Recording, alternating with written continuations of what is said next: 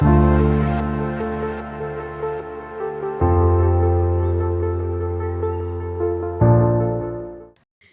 tarde. A apresentação de hoje vai ser sobre o contencioso administrativo fiscal. A gente vai falar um pouquinho sobre CARF e o contencioso administrativo que se espera que vá, como ele vai se desenvolver no âmbito da reforma tributária. Então, os assuntos abordados em relação ao CARF, um pouquinho do panorama 2023-2024, um pouquinho sobre a Lei 14.689, que foi promulgada ali em setembro de 2023, e um pouquinho dos reflexos de como tem sido os julgamentos agora em 2024, as mudanças nas regras internas com o novo regimento interno do CARF, e no âmbito da reforma tributária, um pouquinho do que se espera do contencioso administrativo federal. Bom, considerando então um pouco desse cenário de 2023, alguns índices um tanto quanto alarmantes foram verificados no âmbito do contencioso administrativo federal, tais quais a elevada quantidade de processos, são cerca de 84 mil processos atualmente tramitando no CARF e na DRJ, um valor de estoque cerca de R$1 trilhão, o que equivale a 10% do PIB do país, e foi também constatado o elevado tempo de julgamento médio, já somados DRJ e CARF, no período médio de 6 anos e meio. Então, diante dessas problemáticas, foram estabelecidas algumas medidas de ajuste fiscal.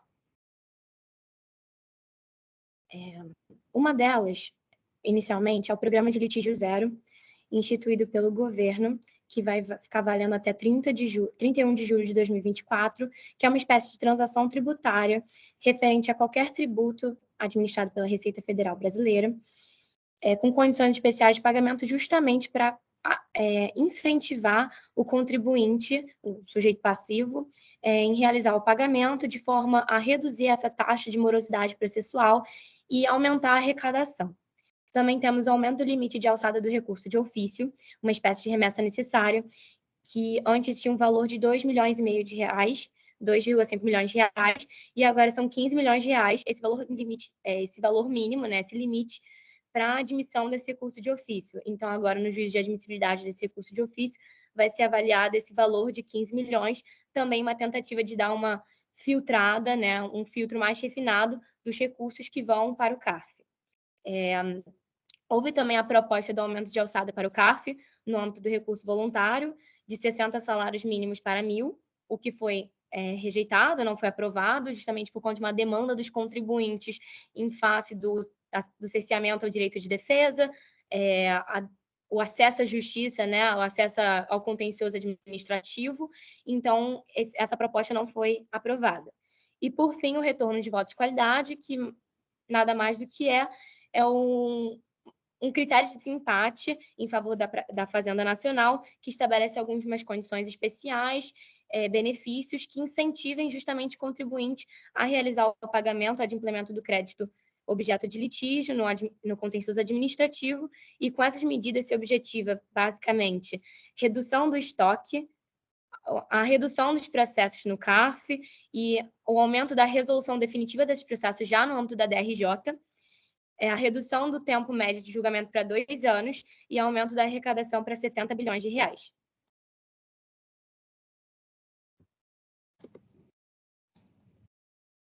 Bom, então, falando um pouquinho sobre a Lei 14.689, ela trouxe uma série de novidades em se tratando não só do processo administrativo, mas de outros assuntos também no âmbito tributário.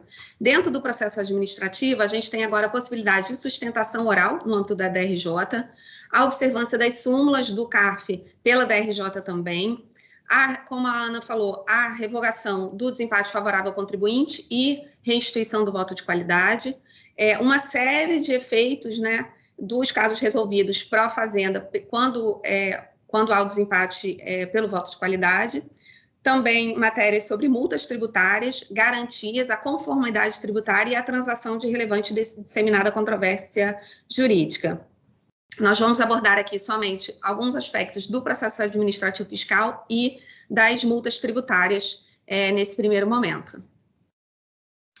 Então, em relação à restituição do voto de qualidade e os caminhos possíveis, então, desses casos. Então, quando a gente tem um caso que ocorre o empate e o desempate ocorre por voto de qualidade e é resolvido favoravelmente à Fazenda, se o contribuinte tiver intenção de pagamento, ele tem que manifestar essa intenção em 90 dias. Nesses 90 dias está garantida a emissão de CND.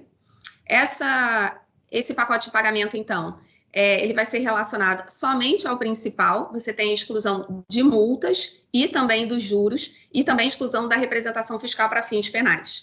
Esse pagamento principal, ele pode ser realizado com o uso de prejuízo fiscal de qualquer empresa do grupo, também com o uso de precatórios, inclusive adquiridos de terceiros. Pode haver aí um parcelamento em até 12 vezes desse valor. E a Fazenda, ela vai ter, então, 5 anos para analisar e homologar esse plano de pagamento. Todas essas condições, elas também são aplicadas aos casos que foram julgados durante a medida provisória 1160, que ela visava justamente reintroduzir o voto de qualidade. Então, ela começou a vigorar em janeiro até junho de 2023. Então, os casos julgados que tiveram desempates pró-Fazenda por voto de qualidade também podem se beneficiar desses benefícios de pagamento. Caso o contribuinte queira prosseguir na lide, ou seja, não queira realizar o pagamento, ou seja, após os 90 dias que ele tem de prazo para manifestar o interesse de pagamento, esse valor vai para a dívida ativa. Pode passar para o próximo ponto. E aí ele tem 2 caminhos, basicamente. Ou ele pode seguir discutindo judicialmente esse processo. Nesse caso, o que fica em dívida ativa é o principal e juros. Você mantém a exclusão da multa e da representação fiscal para fins penais e também a exclusão dos encargos da Procuradoria da Fazenda, que são de 20%, né? Nesses casos também, você tem a possibilidade de dispensa de garantia, se o contribuinte comprovar a capacidade de pagamento, e aí na lei traz uma série de requisitos para essa capacidade de pagamento, relatório de auditorias independentes, relações de bens livres e desimpedidos, né, relativo a esse valor que está sendo garantido. Então, tem ali uma série de requisitos que têm que ser obedecidos. Caso ele não consiga a dispensa de garantia, ele tenha que apresentar a garantia. Há uma segurança pela legislação hoje que essa garantia ela não vai ser executada antes do trânsito em julgado da ação. Né? Então, nós temos já alguns precedentes judiciais já aplicando essa legislação nova, dizendo que, apesar do pleito, às vezes, da Procuradoria de Liquidação Antecipada, de que não pode ser realizado. O outro caminho é uma transação específica. A lei dá a possibilidade do sujeito passivo propor à Procuradoria uma transação específica, propondo a forma de pagamento, como seria mediante homologação, então, da própria Procuradoria. Essa forma, né, de exclusão de multa, representação, ela pode também ser aplicada aos casos que foram julgados no âmbito da medida provisória 1160 e também os que foram julgados, mas estão pendentes de apreciação no TRF. Então, há vamos dizer, uma retroatividade dessa regra, né? Alguns contribuintes estão pedindo, inclusive, redução do valor que está em garantia, justamente para reduzir o valor da multa, né, que foi excluída, então, reduzindo os custos, né, do processo judicial nesses casos. Deixa eu passar. A novidade em relação a essa questão da exclusão das multas e dos juros, né, é justamente todas as controvérsias que vêm em relação a esse artigo. O artigo fala, então, a letra da lei: ficam excluídas as multas e cancelada a representação fiscal para fins penais, nas hipóteses de julgamento de processo administrativo fiscal resolvido favoravelmente à Fazenda pelo voto de qualidade. Houveram muitas críticas do mercado em relação à redação do artigo, né, principalmente ao termo multas. Ficou um termo vago. Que multa é essa? Multa de ofício, multa de mora, multa isolada, multa aduaneira, multa regulamentar. Enfim, houve uma interpretação de que, como a lei não restringiu a aplicação da multa, seria aplicada a qualquer tipo de multa. E também em relação a dupla instância do CARF. Então, processos que foram resolvidos favoravelmente no âmbito da turma ordinária, se seria suficiente a resolução por voto de qualidade para fins de exclusão da multa, ou teria que se aguardar um trânsito em julgado, né, uma lide resolvida definitivamente pela, então, Câmara Superior. Então, a novidade é que a PGFN emitiu, na semana passada, um parecer esclarecendo todas essas dúvidas e colocando qual seria a sua visão em relação a várias dúvidas que estavam sendo levantadas sobre o assunto. Então, esse parecer é o número 943, ele é bem extenso, ele tem mais de 50 páginas. A gente trouxe aqui, até em benefício do tempo, apenas os pontos principais. Então, em relação à natureza jurídica da regra, seria uma regra de natureza material, processual, instrumental, enfim. O que a PGFN coloca é que é uma regra processual instrumental, que determina, então, efeitos materiais automáticos, que seria a exclusão da multa, né? De ato processual, que é justamente a decisão por voto de qualidade, cabendo ao órgão de liquidação aplicá-los. A incidência seria imediata e prospectiva. A aplicação, então, ela somente se aplicaria a julgamentos de casos de tributos e contribuições administrados pela Receita Federal, não se aplicaria aos casos em que se discute direito creditório, então, casos de compensação, restituição, enfim, não seria aplicada essa regra. Também não seria aplicada caso a matéria julgada por voto de qualidade seja decadência, nulidade, admissibilidade, responsabilidade tributária. Então, se aplicaria somente se o mérito do processo for julgado por voto de qualidade, então você tem a exclusão da multa. A questão da retroatividade, então, seria uma norma prospectiva, mas seriam dois casos que eu já citei, os casos julgados durante a vigência da MP e os que estão pendentes de julgamento no TRF. Então, haveria uma certa retroatividade por exceção. Também em relação aos tipos de multa, né? De acordo com a Procuradoria, só seria aplicado a multa de ofício básica, ou a qualificada, majorada ou agravada, que a gente vai ver todas essas hipóteses no próximo slide. E também aos juros relativos a essas multas. Então, desculpa, a multa isolada também derivada de obrigação de recolher estimativas. Então, multa de mora, todos os outros tipos de multa isolada não se aplicaria, multas aduaneiras ou regulamentares, nada disso seria excluído, mesmo que o processo seja julgado por voto de qualidade. O escopo de aplicação seria apenas, então, a parcela controvertida. Então, se você tem um auto de infração, por exemplo, com duas infrações diferentes, se uma infração for julgada por voto de qualidade e a outra por maioria, unanimidade, enfim, a exclusão da multa seria só em relação àquela infração que foi julgada por voto de qualidade. Em relação à diferença de decisões da turma ordinária para a Câmara Superior. Então, quando a Câmara Superior sobe um processo que foi julgado por voto de qualidade e ela rejulga por maioria ou unanimidade, então, apesar da Fazenda continuar ganhando o processo, os benefícios da multa, eles caem, porque a decisão final do processo, que é da Câmara Superior, não foi julgado por voto de qualidade. E a Procuradoria entende que não há, nesse caso, uma reformatio impegius, ou seja, a decisão da segunda não estaria, vamos dizer, agravando ou piorando a situação do contribuinte, posto que a Procuradoria entende que, na verdade, não é a decisão que está agravando a situação dele, sim os efeitos no montante a ser pago em relação a essa decisão. Então, não haveria reformatio impegius, né? Nos casos em que a turma ordinária julga por voto de qualidade, a Procuradoria se colocou, era uma dúvida muito grande do mercado, se a Procuradoria iria recorrer só para mudar o quórum. Então, para, vamos dizer, tentar fazer cair os benefícios de exclusão de multa e juros. E ela se colocou no sentido que ela não tem interesse recursal de recorrer desses processos, até porque ela ganhou no processo da turma ordinária, né? Então, ela não teria interesse recursal nesses casos. Nos casos de não conhecimento de recurso especial do contribuinte, também continuaria valendo a decisão da turma ordinária, não há um efeito substitutivo recursal.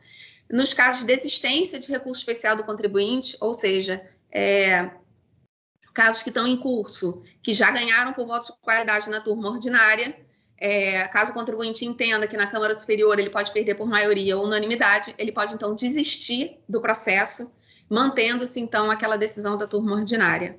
O grande, vamos dizer, medo do mercado era em relação ao regulamento interno do CARF, que falava que, no caso de desistência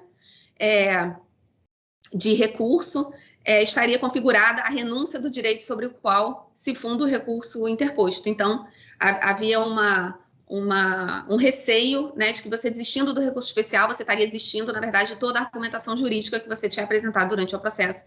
A Procuradoria também esclareceu que isso não vai acontecer, é possível desistir do processo e manter-se a decisão na turma ordinária. Em relação aos juros, a redação é um pouquinho diferente. A redação fala, na hipótese de julgamento de processo administrativo fiscal reduzido definitivamente a favor da Fazenda Pública pelo voto de qualidade. Então, esse definitivamente não está no artigo da multa. Isso gerou bastante confusão. Por que no artigo dos juros tem o definitivamente, por que no da multa não tem? E no parágrafo 7º tem dizendo que esse artigo se aplica exclusivamente em relação à parcela controvertida. Então, o mercado interpretou que, no caso da multa, a multa cairia independente da parcela controvertida, cairia para o auto de infração inteiro, e é isso que a Procuradoria esclareceu que não, que essa questão da parcela controvertida também se aplica para a multa, e a questão do definitivamente, a Procuradoria também se manifestou dizendo, olha, o processo realmente tem que estar definitivamente resolvido no CARF para que se aplique exclusão da multa e dos juros, independente do artigo da multa não ter esse definitivamente, né? No caso da natureza jurídica, seria uma regra, então, especial de pagamento mediante parcelamento associado a benefício de exclusão de juros. E a questão da expressão do definitivamente, né, já acabei comentando acima. Então, esses são os maiores pontos aí. Em relação à multa de ofício, nós temos uma mudança grande na legislação. A multa base permanece 75%, mas a multa qualificada, que historicamente era de 150%, ela cai para 100%. Nos casos em que não é configurada, individualizada e comprovada a conduta dolosa, ou houver sentença penal de absolvição, não há qualificação da multa. Então, mesmo nos casos de fraude, conluio, sonegação, enfim, aqueles casos que a gente sabe que qualificam a multa, se a conduta dolosa não for individualizada, ou houver sentença, então essa qualificação cai. E também, no entanto, nos casos de reincidência, a multa pode, então, ir para o patamar de 150%. A lei não deixa claro o conceito de reincidência, ela apenas fala que a reincidência seria, no prazo de 2 anos, o contribuinte praticar a mesma infração, né? Então, se em 2 anos ele praticar a mesma infração, ele seria reincidente, a multa seria, então, majorada para esse patamar de 50%. Pode passar. Isso tem sido amplamente já aplicado no contencioso administrativo federal, então, por força do artigo 106 do CTN, de retroatividade benigna, né? A maioria, já tem mais de 50 processos julgados no CARF que estão aplicando a retroatividade benigna nos casos de multa qualificada. Quando a multa não é restabelecida ao patamar básico de 75%, ela então é reduzida pelo menos a 100%. E também vários precedentes judiciais que já estão, a pedido do contribuinte, já estão reduzindo também o patamar.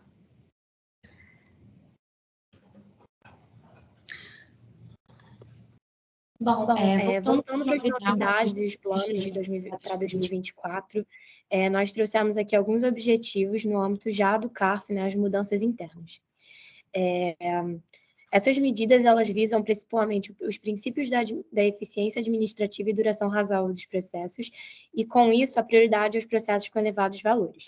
E para essa prioridade, tem a previsão na portaria 9 de 2024, que justamente vai estabelecer um rito específico para poder acelerar o julgamento desses processos com valores elevados. A expectativa de julgamento para 2024 é de que a cada 870 bilhões de reais julgados, mais de 54 bilhões serão arrecadados pelo voto de qualidade e cerca de um acréscimo de 50% dos julgamentos por intermédio de sessões extraordinárias. Bom, agora sobre os destaques do novo regimento interno. No final do ano passado, foi publicada a portaria 1634 de 2023, que fala sobre o novo regimento interno. Nós trouxemos algumas novidades, tais quais.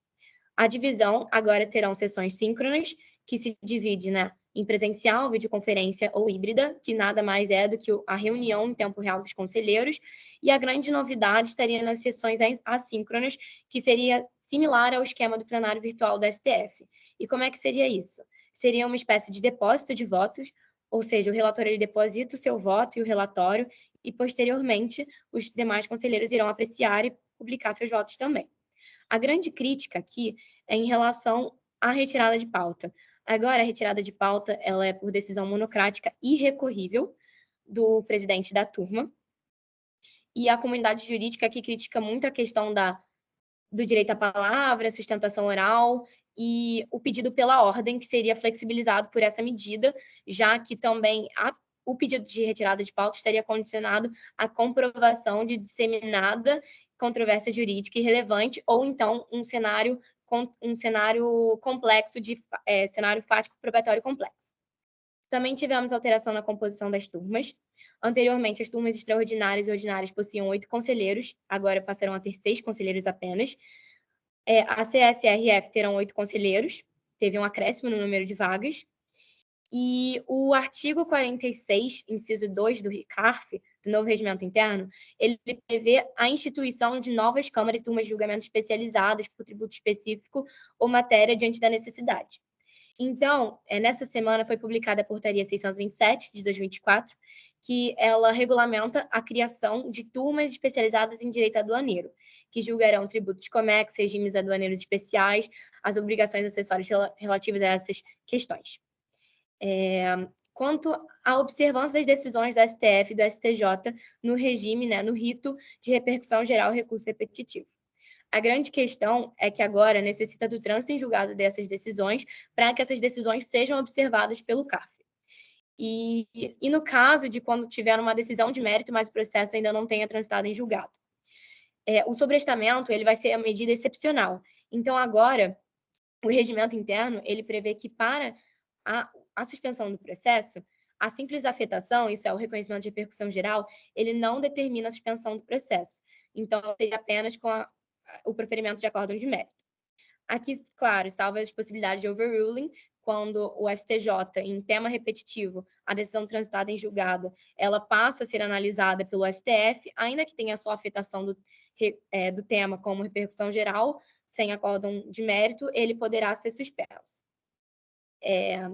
Agora também, na forma de voto, na declaração de voto, existe a obrigatoriedade agora de declaração do voto quando pelas conclusões, quando se tem a concordância pelo dispositivo, mas as razões de decidir a motivação são diferentes. Então, existe agora essa vinculação do conselheiro, ele é obrigado a dispor do porquê ele decidiu por aquilo. Também temos maior exigência no pré-questionamento em relação ao recurso especial. Dentre as atribuições do presidente da turma, temos determinação de diligência, caso repute necessário para apreciação do mérito, não conhecimento do recurso de ofício com valor abaixo do limite de alçada, como anteriormente falado, esse conhecimento do recurso de ofício agora será condicionado ao valor mínimo de 15 milhões de reais e o declínio de competência. Por fim, as atribuições do presidente da Câmara, que será declarar a renúncia à instância administrativa, não precisará chegar ao ponto de uma reunião de julgamento à sessão para declarar a renúncia à instância administrativa e negar também conhecimento do recurso que trate sobre matéria veiculada em súmula vinculante do CARF, do STF, CARF, ou decisão transitada em julgado em ADI pelo STF. Também destacamos aqui outras novidades. Pela portaria 1630 de 2023, agora existe uma política afirmativa que determina o mínimo de 40% de cada gênero nas vagas de cada turma, uma política afirmativa de representatividade, a composição das novas turmas, conforme falado anteriormente. As regras de desistência do recurso especial agora precisa de requerimento nos autos do processo, seja a termo ou por petição, até no início da reunião de julgamento, independente de quando a sessão vai ocorrer. Também tivemos flexibilização nas mudanças nas regras de aprovação de súmulas e resolução do Pleno. As súmulas agora elas podem ser ditadas tanto pelo Pleno quanto pelos conselheiros.